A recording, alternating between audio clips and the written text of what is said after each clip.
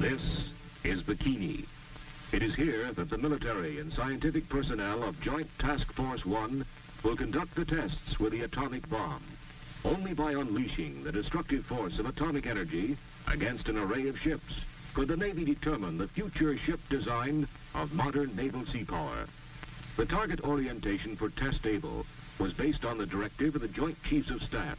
It required that the 90 ships anchored in Bikini Lagoon be so disposed as to secure graded ship damage ranging from maximum to minimum. The battleship USS Nevada, bomb aiming point, has been anchored at the exact center of the target array. Here to witness the completion of preparations is the President's Evaluation Commission. They will report the tests to the Commander-in-Chief. Lashed to the decks of ships are samples of military supplies and equipment. Airplanes, jeeps, trucks, and tanks, themselves targets on target ships. Animals were placed aboard some of the ships to substitute for military personnel. A study of their future life history will provide invaluable information. Steel towers 75 feet high have been erected on Bikini Atoll. Within these structures will be housed the remotely controlled cameras and specially designed scientific instruments that will record the data resulting from the blast. Many types of special motion picture and still cameras were encased in huge lead vaults. These unusual enclosures, built of reinforced concrete to withstand the primary blast action, were lined with thick sheets of lead to protect film from the effects of radioactivity, which would otherwise fog the sensitive material. To further protect film from the effects of radiation, sliding lead panels built over the camera ports and designed to close automatically will seal the vaults, making radioactive penetration impossible.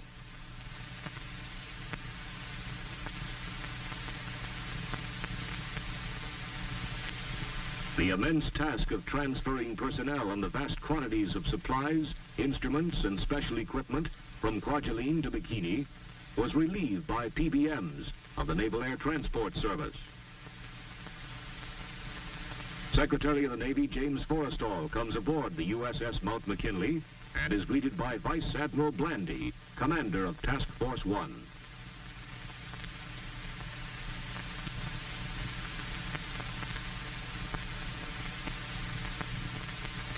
The Navy Secretary will be among observers witnessing the experiments.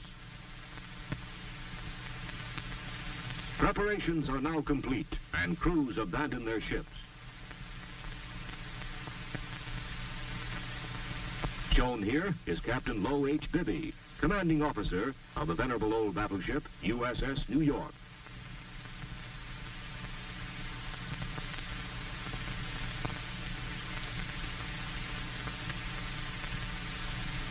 Everything is in readiness for the test-able experiment, and military and scientific personnel leave the target area. On Able Day -1, command ships proceed to an area approximately 14 miles from the lagoon where the blast can be safely observed. Dawn on Kwajalein, July 1st, 1946. This was Able Day. Army Air Force camera, observation, and weather and instrument planes prepare to take off. The B-29 and C-54 photographic planes bristle with cameras of every type and description. With almost 500 cameras trained on the blast, the test will be photographed from every possible angle.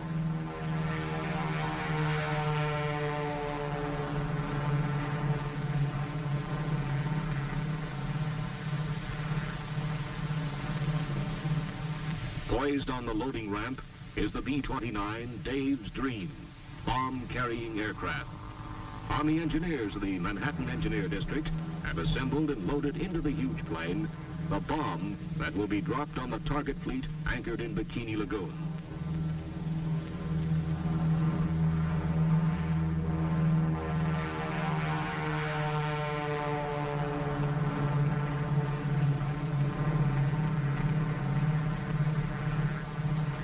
With her escort of photographic and weather and instrument planes, Dave's Dream proceeds to the Bikini target.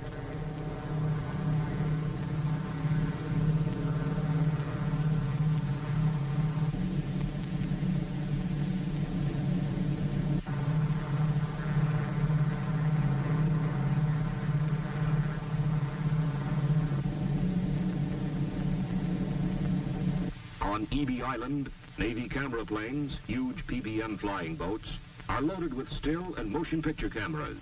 Accompanied by Air Force photoplanes, these ships will circle the target, photographing the atomic explosion.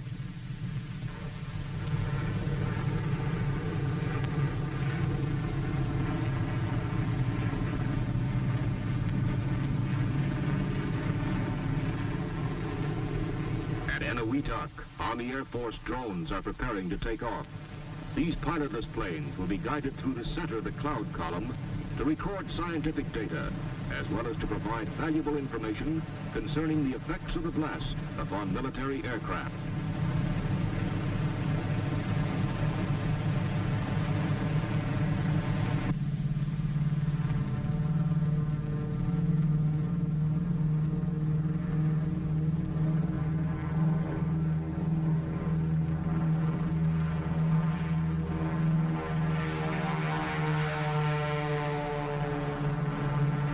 On board USS Shangri-La at sea, Navy F-6F mother control planes are catapulted from the carrier's flight deck.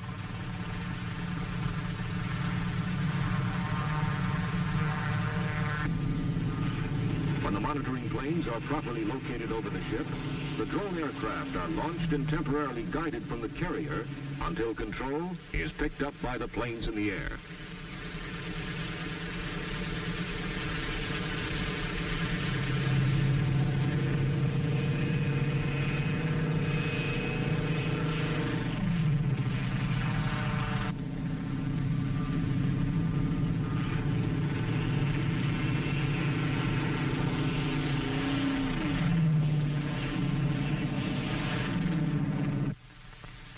Everything is in readiness now, and history is in the making. Observers at sea impatiently await the blast. 0 hour rapidly approaches, and cameras start to grind. Just before the explosion, blast gauges are parachuted into the target area from weather and instrument planes.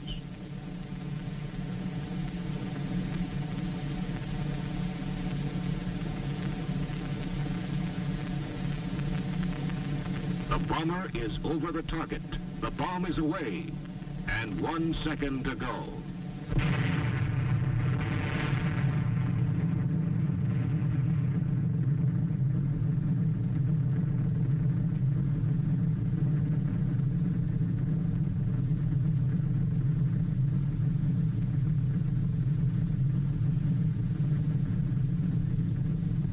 In the following view, the blast will be seen as was photographed in slow motion.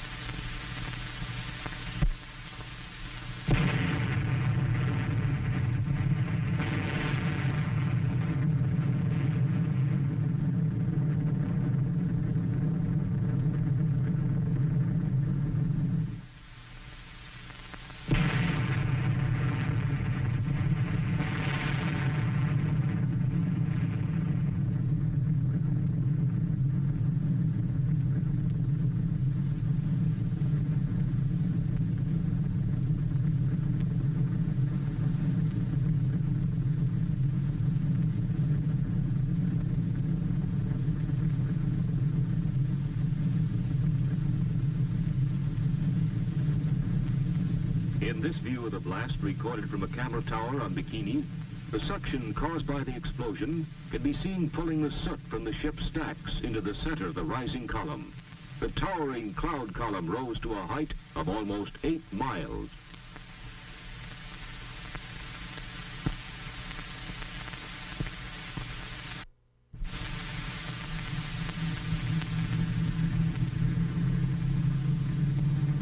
After dropping the atomic bomb, the B-29, Dave's Dream, returns to her base at Kwajalein.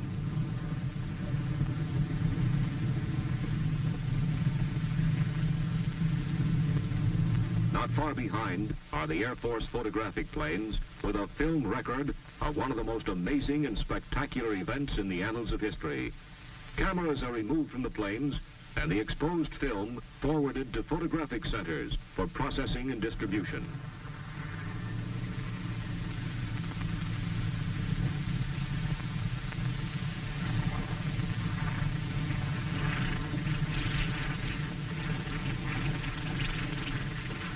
B-17 Air Force drones land at Eniwetok.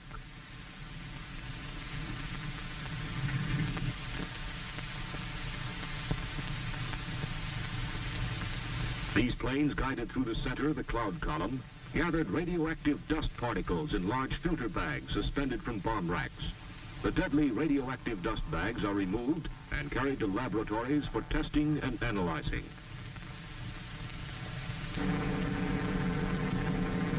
Navy F-6F drones, flown back from Bikini by mother control planes, prepare to land at Roy Island.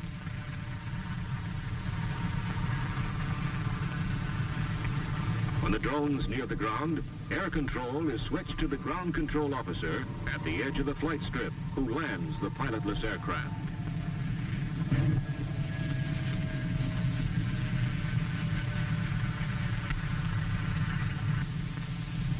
Like the Air Force drones, the Navy fighters carried air scoops containing special filter papers for determining the concentration of radioactivity in the cloud column.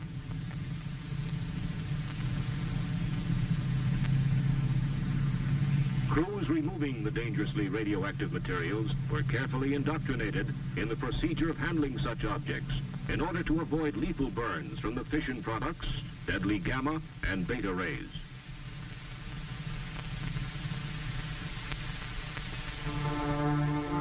Meanwhile, at Bikini, inspection parties make a preliminary appraisal of the damage to the target fleet. Burning from fires started by the low-order detonation of torpedo warheads is the aircraft carrier Independence. The light carrier was heavily damaged. The blast struck the ship on the port quarter, warped, buckled, and carried away light plating, and pushed up the flight deck so that it looked like a rooftop. The Independence-class carriers are built on lightly constructed cruiser-type hulls, which accounts in part for the heavy damage.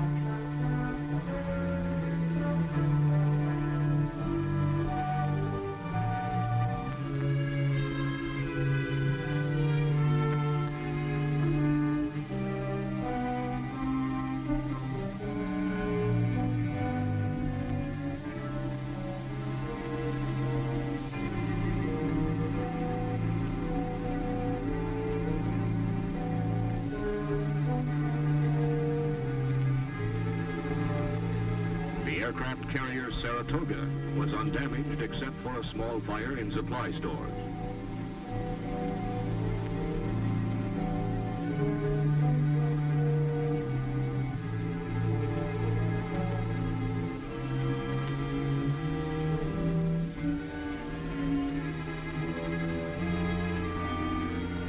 The battleship Nevada, target ship of the array, suffered moderate superstructure damage, and the deck aft was buckled.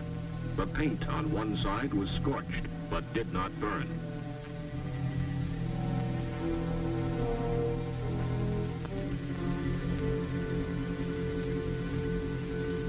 The period between the Test Able and Test Baker experiments was an extremely busy one. The immense task of making detailed and comprehensive inspections, recording data, and reorienting the entire target fleet for the underwater test was completed. During this time, Vice Admiral Blandy flew to Rongerik to see King Judah, ruler of Bikini. During the friendly visit, the Admiral presented King Judah with several gifts. At sea, aboard the aircraft carrier Sador, a naval photographic officer briefs the photographic plane pilots and lens experts who will photograph the Baker Day blast.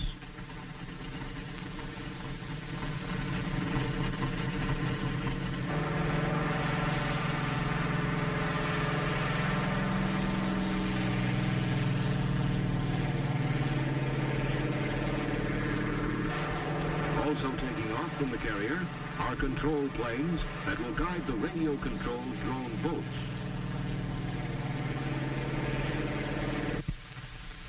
In Bikini Lagoon, radiological reconnaissance boats directed from low-flying aircraft will be used as safety patrol vessels.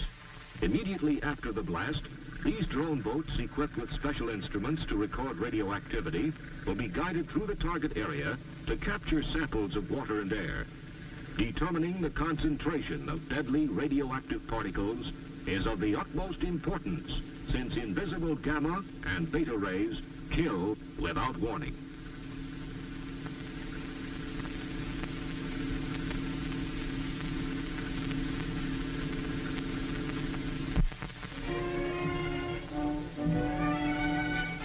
Aboard the firing ship, USS Cumberland Sound, the Los Alamos group of the Manhattan Engineer District enter the timing laboratory, where the radio transmitters and specially constructed instruments for detonating the bomb are located. The timing laboratory scientists pass into the master control room. Dr. Marshall Holloway, leader of the Los Alamos group, unlocks and personally throws one of the master transmitter switches.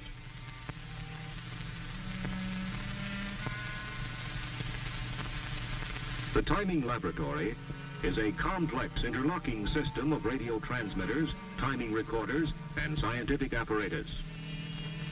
As each hour approaches, generators are started, transmitters warmed up, graph cards on time recorders changed, and everything made ready for the blast.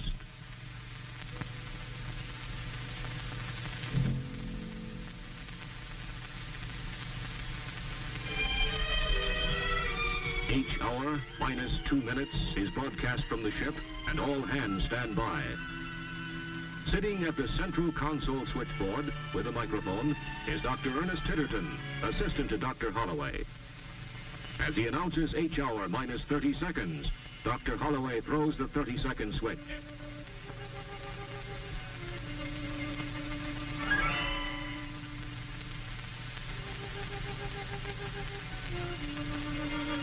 Dr. Titterton at the automatic firing panel board prepares to broadcast the last 15 seconds. 15,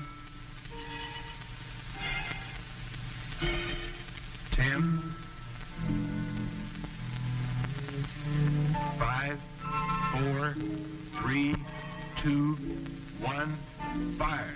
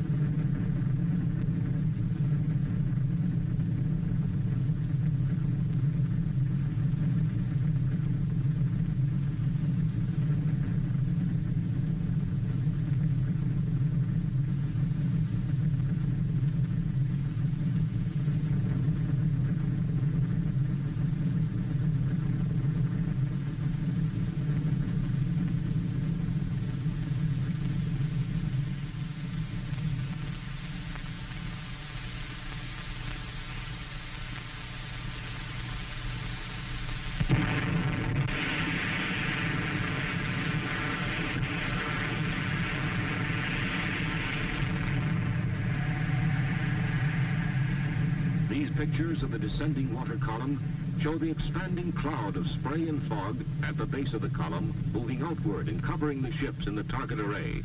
Great quantities of radioactive water from the column descended upon the decks of the nearby vessels, and ship hulls a mile away were drenched by the wall of foaming water. This wall of lethal spray and fog eventually covered the entire target fleet.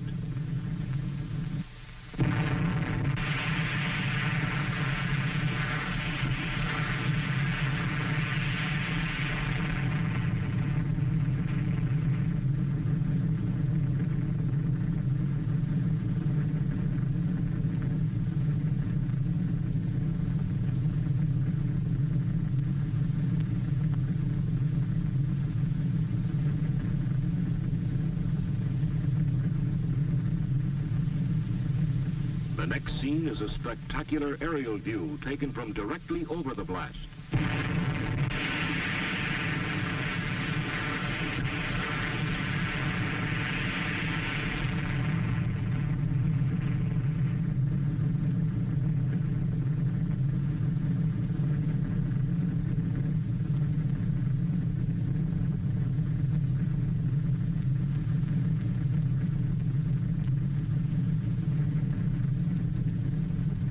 Here is one of the drone airplanes flying over the target fleet after the blast.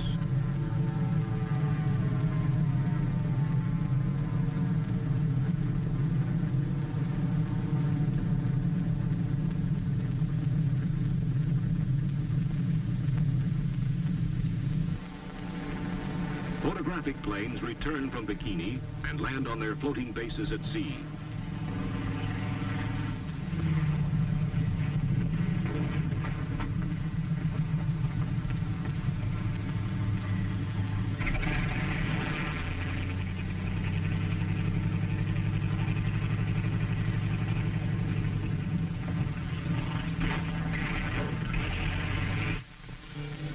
Cameras are removed and the exposed film forwarded to the Naval Photographic Center in Washington, D.C. for processing. Despite the presence of radioactivity, safety patrols immediately entered the lagoon for a preliminary appraisal of the damage. In an effort to reduce dangerous contamination, ships were sprayed with water and special chemicals so that inspection parties could board them.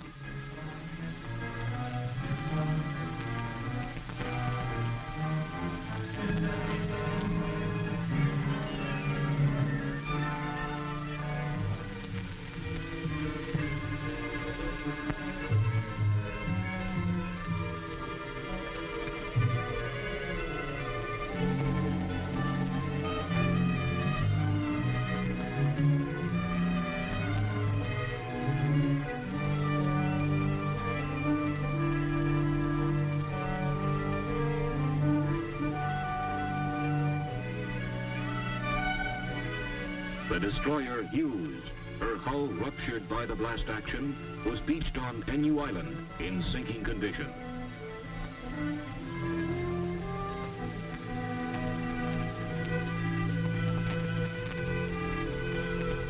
Admiral Blandy, General Kepner, and Admiral Parsons survey the damage in the target array.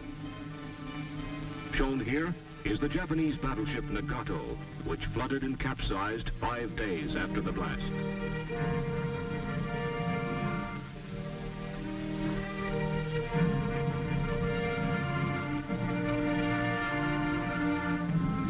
Seven and a half hours after the explosion, the aircraft carrier Saratoga, grand old fighting lady, sank as a result of heavy underwater hull damage.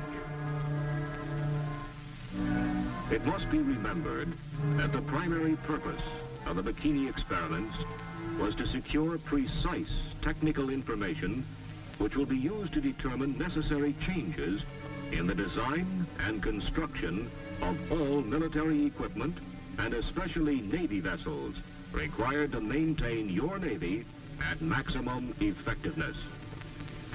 We must be fully prepared to protect our national security promptly and effectively in the event that we are attacked. We must defend ourselves against this new and elemental force or be destroyed by it.